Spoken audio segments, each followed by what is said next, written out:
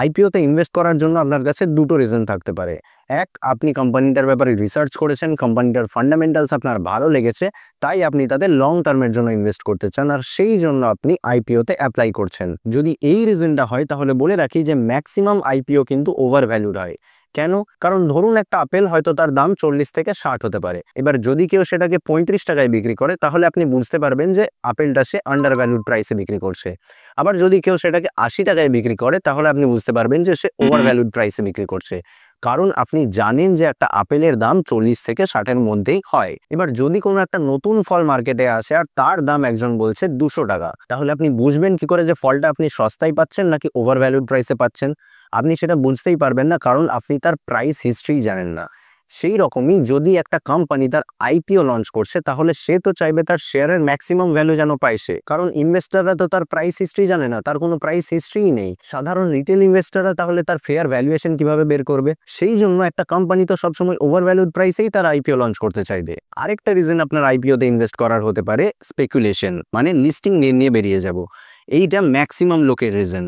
কেন? কারণ যদি আমরা রিসেন্ট 1-2 বছরের হিস্ট্রি দেখি আইপিওর, তাহলে জিনিসটা ক্লিয়ার হয়ে যাবে। এইখানে আমরা রিসেন্ট কিছু আইপিওর লিস্টিং গেন দেখতে পাচ্ছি।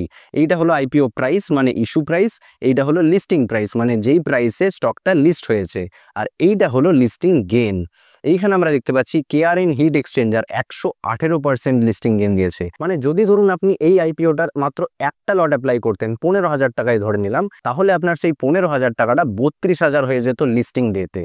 তারপর আরও দেখতে পাচ্ছি 25%, 33%, এইখানে বাজাজ হাউজিং ফাইন্যান্স 114%, তারপর 120% প্রিমিয়াম এনার্জিজ, 118% জিউনি কমার্স ই সলিউশনস। সব লিস্টিং গেইনই দেখা যাচ্ছে, লসই খুঁজে পাওয়া যাচ্ছে না। এইখানে এই যে 4টে আইপিও লস দিয়েছে, Gopal snacks, JG chemicals, RKS Fermi, এই আইপিওগুলো এই যে 13%, 5%-এর লস দিয়েছে। মানে আপনার আইপিও ইনভেস্টিংয়ে কিন্তু লসও হতে পারে, সবসময় যে লিস্টিং গেইন হবে এইটারও কোনো মানে নেই। তো এই যে লিস্টিং গেইনগুলো আমরা দেখলাম, সেইটা আপনি আগের থেকে প্রেডিক্ট করবেন কিভাবে? সেইটার জন্য দুটো পদ্ধতি আছে। একটা হলো আপনি সাবস্ক্রিপশন স্ট্যাটাস দেখতে পারেন। যদি কোনো আইপিও ওভার সাবস্ক্রাইবড হয়, হয়তো 10x 20x ওভার সাবস্ক্রাইবড একটা আইপিও, সেই আইপিওর আপনি বুঝতে পারছেন যে যেহেতু ডিমান্ড বেশি সেহেতু আপনার লিস্টিং গেইন পাওয়ার চান্সেসটা বেশি। কিন্তু কত লিস্টিং গেইন পাবেন বা আদৌ পাবেন কিনা সেইটার আরেকটা শিওর পদ্ধতি আছে, যেটা হলো জিএমপি, গ্রে মার্কেট প্রিমিয়াম। এই গ্রে মার্কেটটা কি? এইটা একটা আনরেগুলেটেড মার্কেট, নাম শুনেই বোঝা যাচ্ছে গ্রে মার্কেট। একটা স্টক যখন কোনো এক্সচেঞ্জে লিস্ট হয় তারপর আমরা তার শেয়ার ট্রেড করতে পারি, কিন্তু গ্রে মার্কেটে আইপিওর আগেই তার শেয়ারস আনঅফিসিয়ালি ট্রেড হয়। কিভাবে? ধরুন আমি আইপিওতে ইনভেস্ট করছি, এবার আইপিওটা আমি দেখতে পাচ্ছি যে ওভার সাবস্ক্রাইব হয়ে গেছে, তার মানে আমার অ্যালটমেন্ট চান্সেস কমে গেছে। এবার আমি তখন আপনাকে গিয়ে বলবো যে এই যে 100 টাকা শেয়ার প্রাইসের আইপিওটা আছে, এইটার জন্য আমি আপনাকে 110 টাকা দিতে রাজি আছি। যদি আপনি অ্যালটমেন্টটা পেয়ে যান তাহলে আপনি আপনার শেয়ারগুলো আমাকে দিয়ে দেবেন। এই যে 110 টাকা আমি দিতে রাজি আছি 100 টাকার শেয়ারটার জন্য, এই 110 টাকাটা হলো গ্রে মার্কেটে তার ভ্যালু। আর এই যে 10 টাকা বেশি আমি দিতে রাজি আছি, এইটাকে বলা হয় গ্রে মার্কেট প্রিমিয়াম, যেটা এখানে হলো 10%। এরকম আপকামিং কিছু আইপিওর গ্রে মার্কেট প্রিমিয়াম কিভাবে দেখবেন সেটা দেখে নিই। আপকামিং মেন লাইন আইপিও শুধুমাত্র এখন একটাই সামনে আছে, যেটা হলো গারুদা কনস্ট্রাকশন, যেটার প্রাইস হলো 95, মানে এইটা হলো ইস্যু প্রাইস। আর আইপিও জিএমপি 12 টাকা, এইটা হলো যে 12 টাকা প্রিমিয়াম আমি এক্সট্রা পে করতে রাজি আছি।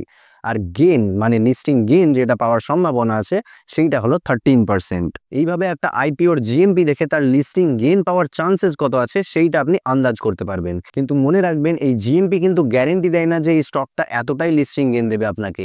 জিএমপি ম্যানিপুলেটেডও হতে পারে বা এইটা উপরে বা নিচেও যায় মার্কেট সেন্টিমেন্টস অনুযায়ী। যদি ধরুন আপনি একটা আইপিওতে অ্যাপ্লাই করলেন তার জিএমপি দেখে, যেটা চলছে 10%, এবার যেদিন স্টকটা লিস্ট হবে সেই দিন হয়তো মার্কেটে কোনো বাজে নিউজ চলে এলো, হয়তো যুদ্ধ টুদ্ধর নিউজ চলে এলো, তখন সেই জিএমপি কিন্তু নিচে চলে যেতে পারে আর আপনার লিস্টিং গেইন পাওয়ার বদলে আপনি লস করেও বসতে পারেন। তাই জিএমপি দেখে আপনি একটা অ্যাজাম্পশন করতে পারেন বা একটা স্পেকুলেশন করতে পারেন, কিন্তু এইটা এক্স্যাক্ট নয়। আমি যদি কখনো লিস্টিং গেইনের জন্য একটা আইপিওতে অ্যাপ্লাই করি তাহলে আমার মেইন স্ট্র্যাটেজি থাকে কি না, তার জিএমপি মিনিমাম 15% হতে হবে। 15-20% বা তার বেশি হলে আমি তখন একটা ভরসা করতে পারি যে এইটা যদি এই জিএমপিটা যদি নিচেও যায় তাও এতটা নিচে যাবে না যে আমার লস হবে। কারণ ধরুন আপনি একটা আইপিওতে অ্যাপ্লাই করলেন যেটা জিএমপি চলছে 10%।